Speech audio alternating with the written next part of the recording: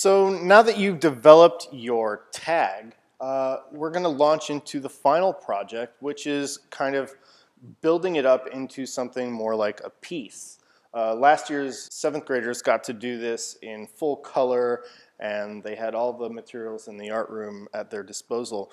So unfortunately, just because I anticipate we're going to be fully remote at some point, and many of you already are, we're going to be doing this just with pencil and paper. And of course, if you have any coloring materials at home, you're welcome to use those once you've built up the requisite pencil drawing. So I'm going back to my original tag. I think I'm going to start somewhere either in this area or in this area, because I think those were the ones where it kind of showed itself to be the most successful.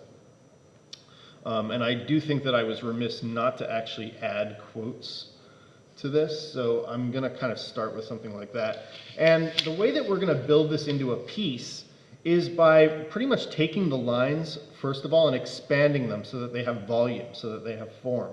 Some of you have already come up with tags that do this.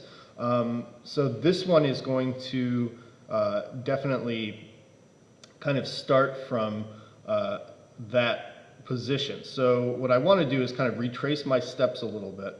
I think that I had started with something that was like this. And I'm doing this a little bit more slowly and carefully now. I don't think I want to double this line, although I don't know, I may. So like, let's keep it flexible, right? So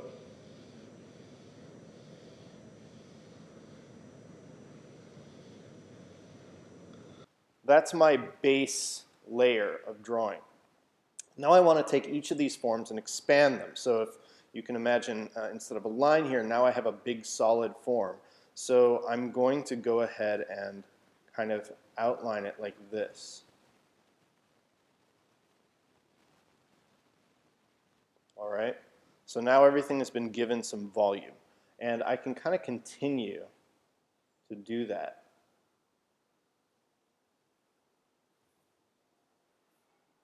So it becomes a little bit like bubble letters, right? It doesn't have to be bubble letters. You're welcome to go for a more angular kind of wild style approach. For this assignment, you can do a wild style or a piece. So if you do a piece, I want to see a little bit more emphasis on sort of artwork. So more pictorial, possibly adding in pictures of things and things that don't have to do with text, whereas Wildstyle is way more about kind of abstracting the text and working with text as a form. And you're welcome to go in either direction, or even to start to hybridize them in some way. So in other words, maybe you want to kind of work both with text and with images. Once I've gotten to this point, I actually want to get rid of the interior kind of skeleton of this thing. And remember, as I work, I'm getting further and further away from the idea of legible writing. It's not about writing words that people can read. It's about making interesting looking images for people to look at and communicate that way. So here's kind of a good starting point for my piece that I want to make. I've got these kind of bubble letters, and now I can sort of go through them, and I'm just kind of creating a pictorial thing so that all these forms are kind of smushing together in an interesting way. I can even start to make a background. So maybe I want to do something a little bit more angular for the background, because that kind of contrast is very interesting to look at. The angular versus the curvilinear, right? This makes a more dynamic composition. Maybe I want to kind of like make the background into like a brick wall to reference a lot of the places that we're used to seeing graffiti.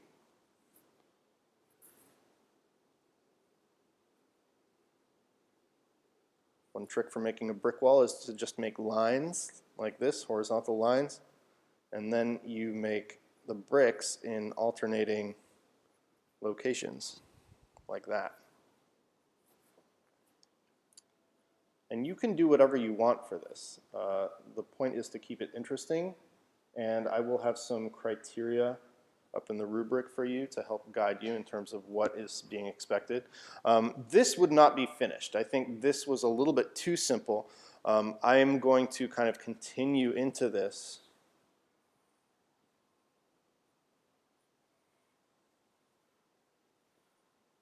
I'm looking for a certain level of demonstrated effort in this work. And I think you'll pretty much know when you've reached it because you've spent a certain amount of time on it. And that amount of time should be something like 45 to 60 minutes. So looking for a good kind of better part of a class period, full of work, really concentrating the entire time. With this much, I could already start kind of adding value. Maybe I'm shading and hatching. Maybe I'm adding patterns and textures. I'm going to go ahead and do something, and I'll speed it up for you.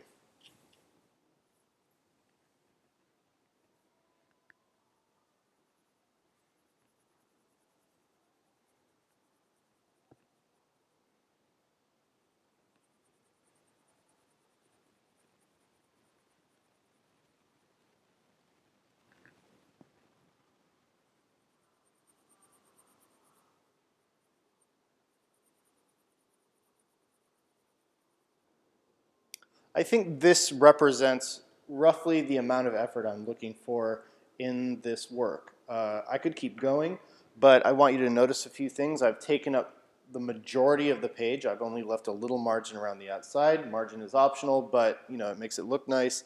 I've created a dynamic composition that gets away from text and more toward just graphic. So this isn't something that you could necessarily read at a glance, but if you kind of looked at it carefully, you could probably figure out kind of how the letters make this composition. It's got lots of detail. It has attention to things like value and dynamics. So like, for example, where are the focal points? Does it create an interesting composition? Does it draw your eye in? Have I demonstrated that I've made an effort?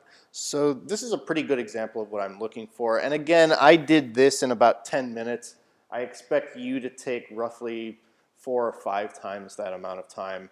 But do a good job, make it look nice. This is as much for you as it is for me, if not more so.